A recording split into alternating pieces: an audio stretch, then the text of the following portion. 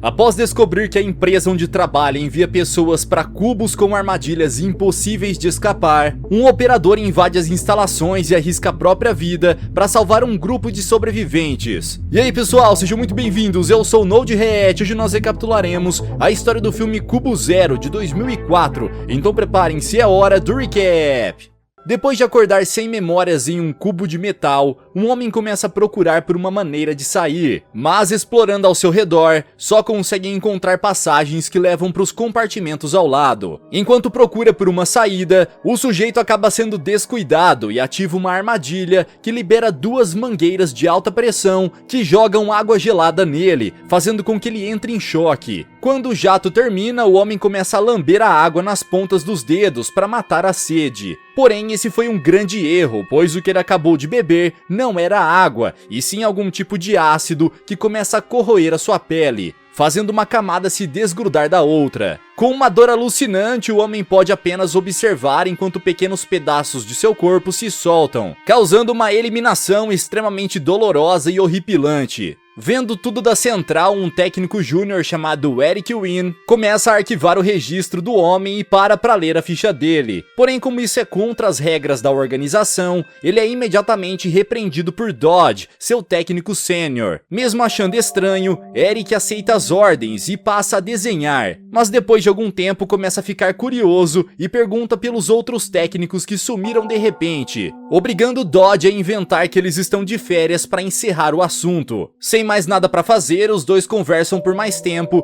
até que o elevador chega trazendo uma carta da organização. Ao lê-la, Dodge percebe que são instruções para que eles gravem o sonho de uma voluntária chamada Cassandra. Com os dados necessários, eles localizam a mulher em um dos compartimentos e ampliam o zoom para iniciar a operação. Mas ao ver o rosto dela, Eric tem a sensação de já ter visto em algum lugar e hesita por um segundo. Após Dodge chamar sua atenção mais uma vez, o Wynn ativa o braço mecânico que começa a escanear o cérebro de Cassandra e investiga suas últimas memórias, descobrindo que ela estava passeando com a filha até que ouviu um som estranho e se virou para olhar. Aproveitando a distração, um homem encapuzado captura a garota, enquanto outro capanga dispara um dardo tranquilizante em Cassandra. Com o alvo no chão, o soldado se aproxima e a mulher aproveita para tirar seu capuz, se deparando com um jovem com os olhos biônicos e uma tatuagem estranha na testa, desmaiando poucos segundos depois. Após gravarem a memória de Cassandra, Eric fica deslumbrado com a floresta onde ela passeava e pergunta se Dodge se lembra da última vez que esteve do lado de fora, fazendo os dois perceberem que não veem a luz do dia há meses. Achando isso estranho, Eric tenta conversar um pouco mais sobre e Dodge ordena que ele pare, dizendo que se continuarem com tantos questionamentos, logo seus filhos se tornarão órfãos. No cubo, Cassandra acorda bastante confusa e começa a gritar com as paredes, chamando pela sua filha. Mas como ninguém responde, ela decide procurar por uma maneira de sair e encontra uma porta com o mesmo símbolo da tatuagem que viu na testa do soldado. Achando que é a saída, Cassandra passa por um túnel estreito e chega no compartimento ao lado, onde encontra um homem deitado no chão. Tentando alcançá-lo, ela começa a descer pelas grades, quando é surpreendida por outro rapaz que a joga no chão. Depois de perceber que ela é prisioneira assim como eles, o homem decide soltá-la, e Cassandra percebe que ele tem a mesma tatuagem na testa, acusando-o de ser um membro da organização. Nesse momento, um outro homem chamado Bartok pede para ela se acalmar e diz que a memória de todos foram apagadas. Sendo assim, não tem como ele saber se foi um soldado antes de entrar no cubo. Percebendo que a novata ainda tem suas memórias, Jellicoe diz que não confia nela e Cassandra decide seguir sozinha, mas desiste da ideia no momento em que Haskell diz que o lugar tem armadilhas e mostra que um deles já até perdeu alguns dedos lá dentro. Querendo escapar, Haskell sugere que sigam numa mesma direção até chegar no fim e Cassandra pergunta sobre como lidar com as armadilhas, fazendo Bartok revelar que eles possuem uma estratégia. Jogando a bota dentro do compartimento antes de entrar, os sensores de movimento são acionados e a armadilha vai ser ativada sem ninguém dentro, permitindo que eles fiquem em segurança. Porém, justo quando vai fazer uma demonstração, Bartok entra numa sala com outros mecanismos de ativação e cai numa armadilha que espalha fios de nylon por toda a sala, apertando e partindo o corpo dele em vários pedaços. Enquanto todos pensam no que aconteceu, Meyerhold descobre que no tubo entre os compartimentos existe sempre uma combinação de 3 letras. E Cassandra sugere que seja algum tipo de enigma ou código que pode levá-los até a saída. Haskell então tem a ideia de desenharem um mapa e Cassandra pega um grampo de cabelo para usar como lápis, passando a ponta do objeto na graxa da bota e escrevendo os códigos no seu uniforme, mapeando cada um dos compartimentos do cubo. Na sala de controle, Wynn começa a se perguntar sobre as saídas e se lembra de que Owen, um dos técnicos desaparecidos, disse que existia uma terceira passagem que levava direto para o lado de fora. Querendo encerrar a conversa, Dodge diz que não existe nada do tipo e Eric não acredita nele, dizendo que acha que é justamente por isso que Owen sumiu. Sabendo que a organização está ouvindo, Dodge diz que se continuarem com essa conversa, acordarão dentro do cubo e encerra o diálogo bastante irritado, se recusando a responder qualquer outra dúvida de Eric. No grupo de sobreviventes, Haskell percebe que sempre tem vírgulas entre as letras, e Cassandra chega à conclusão de que sejam coordenadas, com cada uma delas representando a sua posição no alfabeto. Se a teoria deles estiver correta, o cubo tem 26 compartimentos em cada face. Sendo assim, eles precisarão atravessar 26 salas numa mesma direção para conseguirem chegar até a saída do outro lado. No entanto, isso não muda o fato de que a maior parte dos compartimentos está repleta de armadilhas, e eles precisarão testar cada uma delas. Na sala de operações, Eric começa a mexer no armário de registro e encontra a ficha de Cassandra, descobrindo que, diferente dos outros, a mulher não assinou nenhum formulário de consentimento. Quando vai contar isso pro parceiro, o técnico Júnior vê o retrato da mulher estampado no jornal e descobre que ela faz parte da oposição ao governo, fazendo Dodge argumentar que é por isso que não tem o formulário. Ainda assim, Eric diz que isso é ilegal e pede para que ele ligue para a organização para comunicar o erro. Porém, Dodge se recusa e eles voltam a discutir até que o técnico sênior acerta um soco em Wynn, dizendo que ele deve calar a boca antes que ambos vão parar dentro do cubo. Mesmo assim, Eric insiste que devem ligar e Dodge decide entregar a chave para que ele mesmo faça isso. Porém, o telefone começa a tocar antes que o rapaz consiga discar qualquer número. Extremamente assustado, Dodge atende a ligação e recebe instruções para que ele e Eric façam um procedimento de saída, algo que acontece apenas quando alguém chega no final do cubo. Seguindo o manual de instruções, os dois checam as câmeras do compartimento e percebem que foi Owen quem conseguiu chegar até a saída. Mas como as coisas não poderiam ser tão fáceis, ele precisa passar por uma última sala antes de poder escapar. Nesse lugar, ele é acorrentado pelo pescoço e precisa responder algumas perguntas antes de poder sair. Porém, Owen acaba errando uma das respostas e Eric é obrigado a apertar o botão que ativa o lança-chamas, ficando em choque ao ver que o ex-companheiro morreu por um motivo tão banal. Enquanto conversam sobre o que aconteceu, Dodge preenche a papelada de Owen e entrega a chave para que Wynn solicite o elevador e envie o documento para a organização. Mas ao invés de fazer isso, o rapaz começa a refletir sobre tudo e decide ir até o cubo para ajudar o grupo de sobreviventes, entrando no elevador e apertando o botão para descer. Na sala de controle, Dodge bate desesperadamente na porta. No entanto, quem sai do elevador é um sujeito estranho chamado Jax, um membro da organização que foi enviado para capturar o técnico fugitivo antes que ele consiga escapar. Com seu conhecimento, Eric entra no primeiro compartimento e começa a se guiar pelas siglas para encontrar o grupo de sobreviventes. Sem saber que a ajuda está a caminho, Jellicoe joga sua bota no compartimento AZZ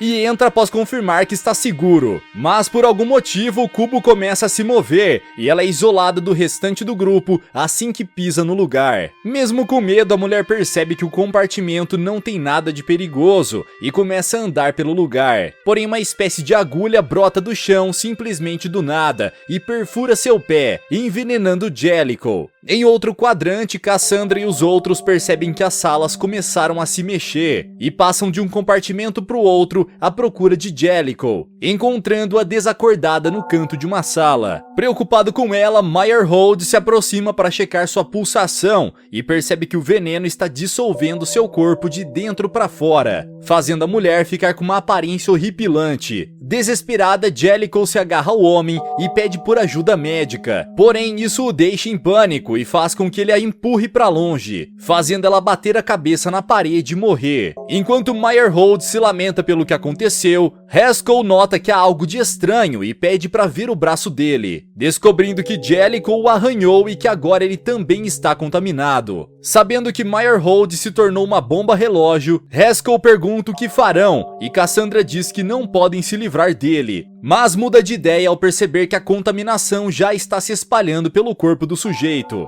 Desesperado, o homem implora para que não o abandonem e Haskell decide aceitar com uma condição, de que a partir de agora ele testará todos os compartimentos à procura de armadilhas. Porém, logo na primeira sala, Meyerhold vê uma pilha de roupas e se recusa a entrar achando isso suspeito. Sem paciência, Haskell joga o homem lá dentro, o que acaba ativando a armadilha e libera painéis que emitem ondas de alta frequência que fazem o corpo de Meyerhold explodir como se fosse pipoca. No andar de cima, os últimos sobreviventes começam a discutir, até que Wynn finalmente os encontra e explica que trabalha como técnico. Revoltados, os sobreviventes perguntam como podem fazer algo do tipo, e Eric explica que todos eram presos que estavam no corredor da morte. Querendo uma última oportunidade de conseguir sua liberdade, eles se ofereceram para vir ao cubo e servir como cobaias. Mas não se lembram de nada disso por causa da falta de memória. Achando um absurdo, Cassandra diz que é mentira, e Eric diz que todos têm um formulário de consentimento na ficha, exceto ela, mas que nada disso importa agora. Querendo encontrar a saída, Wynn diz que entre todos os compartimentos, apenas os dois com a letra Z vão até o perímetro de saída. Ou seja, eles devem voltar para a sala onde Jellicoe morreu. Mas como o cubo se move constantemente, agora eles precisarão encontrar o compartimento certo novamente. Como já sabem quais salas estão as armadilhas, Eric pede para que eles vejam as coordenadas nos tubos e descobre que a organização está dissolvendo as letras bem na frente deles, impossibilitando que eles consigam se guiar pelos códigos. Sem isso, só lhes resta testar as salas com as botas. Porém, Jack se recusa a permitir que eles fujam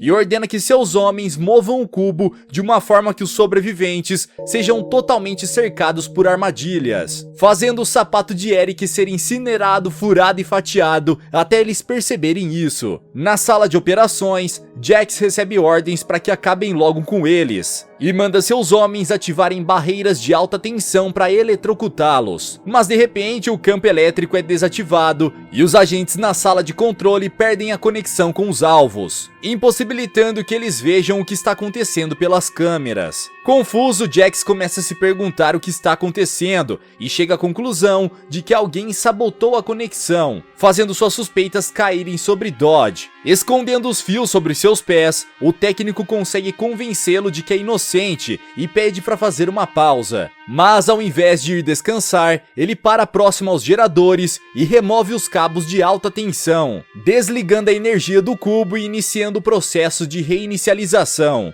Dentro do compartimento, Eric percebe o que aconteceu e diz que agora todas as armadilhas foram desativadas. Mas como logo o computador irá reiniciar, eles têm 10 minutos até a limpeza geral, um procedimento que incinera tudo que está dentro do cubo. Correndo contra o tempo, o técnico se lembra de que os compartimentos voltam para a posição inicial segundos antes da limpeza acontecer. Sendo assim, eles devem encontrar a sala AZZ antes do tempo terminar. Enquanto Eric e os sobreviventes vão de um compartimento para o outro, Jax descobre os fios soltos no computador e decide ir atrás de Dodge, encontrando-o enquanto ele arranca um dos fusíveis do painel. Sem paciência, o homem ordena que ele entregue o objeto e o técnico decide engoli-lo, fazendo com que Jax sopre um pó de paralisia instantânea no rosto do traidor. Com Dodge ainda vivo, o demente abre um buraco em sua barriga e remove o fusível de dentro do estômago dele, entregando o objeto para que um dos seus homens religue a energia. Mesmo com a eletricidade reestabelecida, eles continuam sem as câmeras e Jax se lembra que Haskell é um ex-soldado da organização. Sendo assim, ele ainda deve ter o chip no seu cérebro. Com 4 minutos faltando, eles ativam um microprocessador que faz o homem sentir uma dor insana no momento em que estava indo para o compartimento no andar de cima, fazendo ele cair de uma altura considerável e acabar morrendo.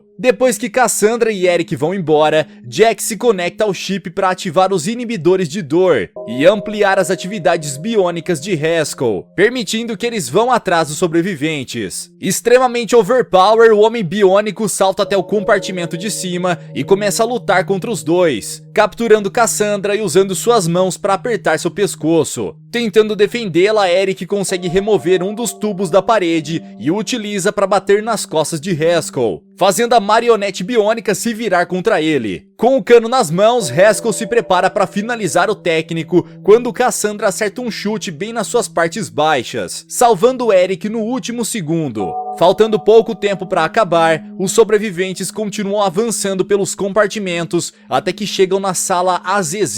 De repente, o cubo começa a se mexer e a dupla percebe que está em cima de uma grande quantidade de água. Assim que nota isso, Eric afirma que essa é a saída e diz que devem pular. Mas quando eles estão prestes a sair, Haskell surge do teto e pula em cima dos dois, segurando o técnico e entrando em uma disputa corporal. Com poucos segundos restantes, o processo de incineração se inicia e Cassandra empurra os dois contra a parede, fazendo uma das armadilhas desativadas perfurarem o coração de Haskell. Dessa maneira, eles conseguem pular na água e deixam um antigo companheiro para ser incinerado, fazendo tanto seu corpo quanto suas roupas sumirem depois da limpeza. Embaixo d'água, os dois nadam até chegarem no meio de um lago. Porém, a organização não permitirá que eles fujam tão facilmente e envia alguns homens para recapturá-los. Enquanto os sobreviventes correm pela floresta, os soldados começam a disparar dados tranquilizantes contra eles e conseguem atingir o ombro de Eric, fazendo-o desmaiar em poucos segundos. Algumas horas mais tarde, o ex-técnico acorda totalmente imobilizado numa maca e Jax o acusa de traição, o sentenciando a 2 passagens pelo cubo. Eric diz que os prisioneiros têm direito à escolha e diz que prefere ser sentenciado à morte. Porém, Jax responde que ele abriu mão de escolher quando assinou o formulário de consentimento. Os técnicos também são cobaias desse experimento doentio e Eric tem seu crânio aberto para passar pelo experimento, fazendo com que ele perca todas as suas memórias e desenvolva um certo grau de deficiência intelectual. Enquanto ele é enviado para o cubo, Cassandra consegue escapar e vai para longe viver com sua filha. Mas por causa do medo de ser recapturada, ela não denuncia a organização e cada vez mais pessoas são levadas para servirem como cobaias. Galera, mas e vocês, o que fariam se fossem capturados pela organização? Acham que conseguiriam sobreviver ao cubo? Deixa aqui embaixo nos comentários. Vejo vocês no próximo recap aqui do canal. Até lá!